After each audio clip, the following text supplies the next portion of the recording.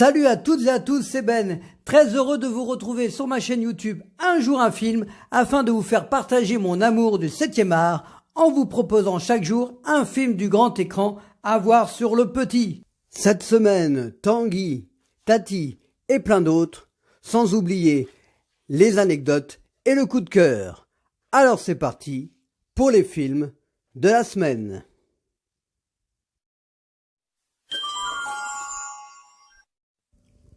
Tanguy est un film français datant de 2001, réalisé par Étienne Châtillaez avec André Dussolier, Sabine Azéma et Éric Berger. Tanguy a 28 ans et vit toujours chez ses parents. Quatrième long métrage d'Étienne Châtillaez et le réalisateur va nous offrir un trio incroyable avec cette famille savoureuse. On va s'attacher, on va rigoler, quelquefois presque être mal à l'aise, mais toujours dans un humour subtil et décapant. Le fameux Tanguy, dont le prénom est devenu une expression à part entière grâce à ce film, est interprété par Éric Berger, parfait, qui avait été révélé dans 4 garçons pleins d'avenir de Jean-Paul Lilienfeld, est agaçant, touchant et malgré tout insupportable dans sa bienveillance. Le couple, les parents de Tanguy, les formidables Sabine Azéma et André Dussolier qui ont fait de nombreux films ensemble, notamment avec le réalisateur Alain Resnais, avec l'excellent On connaît la chanson.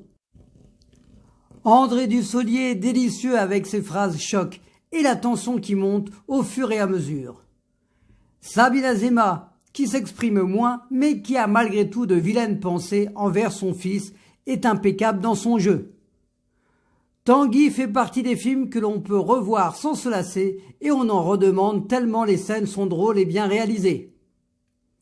Elie Mitchell apparaît dans le film, lui qui avait joué dans le précédent de Châtillaez, Le bonheur est dans le pré, aux côtés de Michel Serrault. Il obtiendra d'ailleurs le César du meilleur acteur dans un second rôle. Tanguy sur Gulli à 21h05. La Cité de la Peur est un film français datant de 1994, réalisé par Alain Berberian avec Alain Chabat, Dominique Farrugia et Chantal Lobby. Pendant le Festival de Cannes, des projectionnistes vont trouver la mort en diffusant le film d'horreur Red is Dead. Culte, on ne peut pas dire mieux. Avec l'équipe des nuls, on savoure les dialogues ancrés dans la mémoire collective, plein de références cinématographiques. On peut le voir et le revoir sans se lasser. Alain Chabat en garde du corps Serge Karamazov. Chantal Lobby, la réalisatrice Odile de Ray. Dominique Farrugia, le comédien qui est toujours content. Le commissaire Bialès, incarné par Gérard Darmon. Et sans oublier Émile, le projectionniste que Sam Kerman va jouer à la perfection. De multiples apparitions d'acteurs sont là aussi pour d'agréables clins d'œil. À un festival de Cannes comme ça, on en redemande. Alors prenez un chewing-gum, dansez la carioca, sinon ça va couper chéri. Ce sera le premier film du réalisateur Alain Berberian qui fera un autre gros succès quelques années plus tard, Le Boulet, avec Gérard Lanvin et Benoît Poelvoorde. La Cité de la Peur, sur Sister, à 21h10.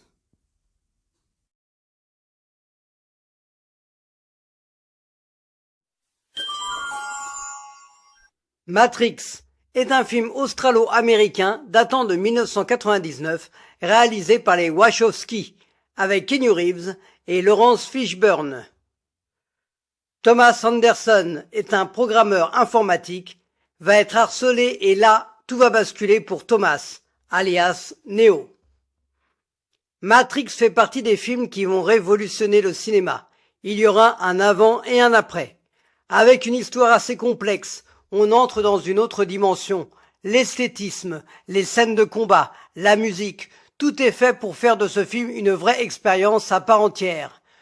Le casting avec Keanu Reeves, très investi dans son rôle, qui marquera sa carrière, le fameux Morpheus, incarné magistralement par Laurence Fishburne, et les autres. Si vous ne l'avez pas encore vu, préparez-vous à du grand, du très grand, et surtout, prenez la bonne pilule, qui vous conviendra. C'est Will Smith qui devait au départ jouer le rôle de Neo, mais il va préférer faire Wild Wild West de Barry Sonnenfeld, le film inspiré de la série Les Mystères de l'Ouest. Matrix sur TF1 Série Film à 21h10.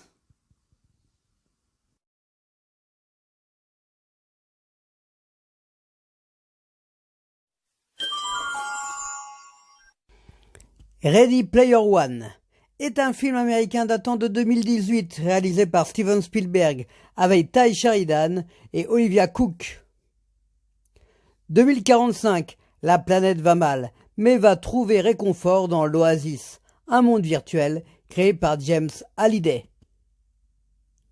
Steven Spielberg va nous régaler une fois de plus en adaptant le livre d'Ernest Cline qui va rendre un magnifique hommage à la pop culture, au cinéma, aux jeux vidéo, et on passe son temps à ouvrir les yeux afin de trouver les petits détails qui sont là tout au long du film.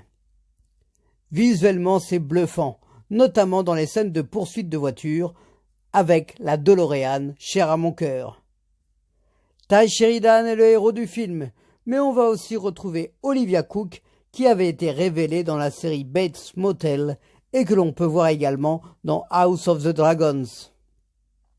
On a le plaisir aussi de voir Simon Pegg, le fidèle collaborateur de Tom Cruise dans les Missions Impossibles. Pour une fois, Spielberg n'a pas fait appel à John Williams pour la musique, mais à Alan Silvestri, le compositeur de la trilogie de Retour vers le futur, le choix idéal pour ce film. Préparez-vous à vivre une aventure incroyable que seul le grand Steven peut nous proposer. Spielberg va rendre un hommage à son ami Stanley Kubrick en choisissant le film Shining, dans une scène incroyable, sachant que pour le livre, c'est War Games qui sera à l'honneur. Ready Player One sur TMC à 21h25.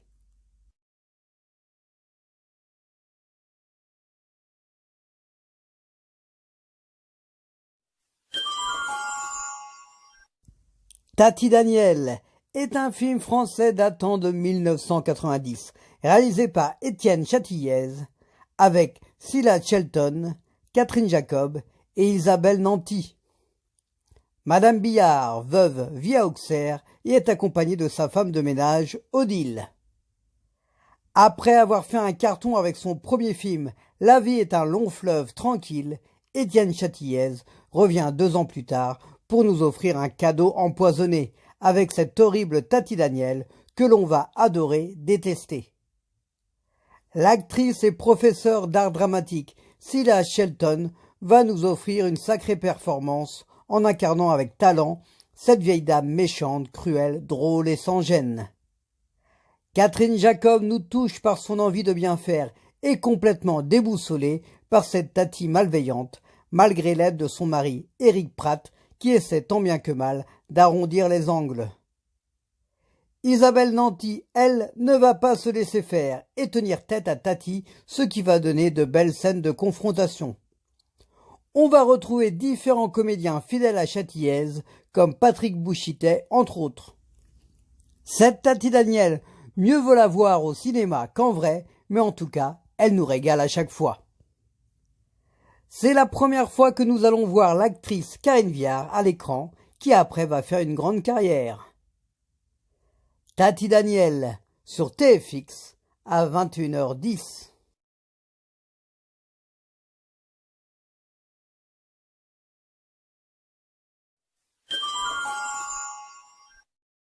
Le dernier Samaritain est un film américain datant de 1991, réalisé par Tony Scott, avec Bruce Willis et Damon Wayans.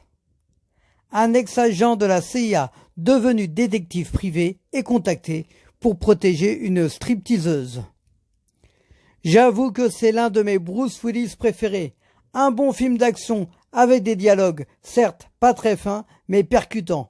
Il a marqué mon adolescence.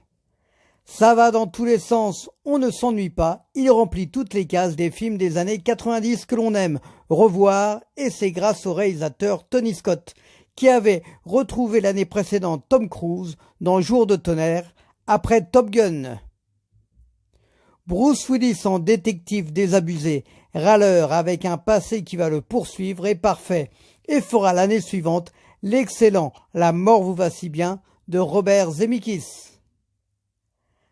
Damon Wayans tient la route face à Willis en running back qui sera connu plus tard dans la série Ma famille d'abord.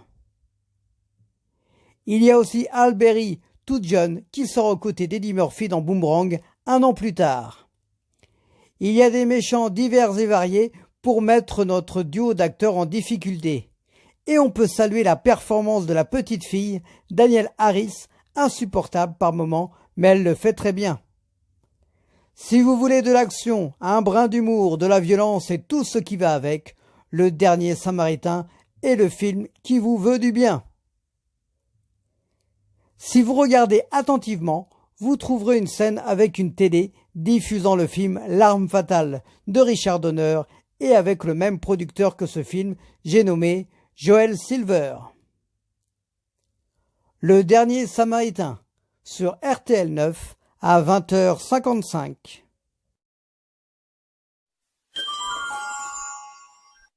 Gone Girl est un film américain datant de 2014, réalisé par David Fincher avec Ben Affleck et Rosamund Pike. Après la disparition de sa femme, un homme va devenir la cible des médias. Le grand David Fincher, à qui l'on doit Seven ou Fight Club entre autres, va créer une ambiance dont il a le talent. Suspense, tension, observation, avec un côté malaisant, Gone Girl va nous questionner sur les médias et tout ce qu'il y a autour. Ben Affleck va être la cible de l'histoire. On est avec lui, essayant de comprendre le pourquoi du comment, avec ce côté déstabilisant. Rosamund Pike est impressionnante. Elle qui avait débuté sa carrière dans le James Bond meurt un autre jour aux côtés de Pierce Brosnan, va nous plonger dans sa folie et créer une sensation très particulière. On retrouvera également Neil Patrick Harris, le dragueur de How I Met Your Mother. Une fois que le générique de fin apparaît, Gone Girl fait partie des films où l'on met un petit moment à s'en remettre et qu'une fois de plus, on se dit que le cinéma peut nous procurer plein d'émotions. Nathalie Portman et Charlize Theron vont refuser d'interpréter le rôle principal féminin. Gone Girl sur France 2 à 21h10.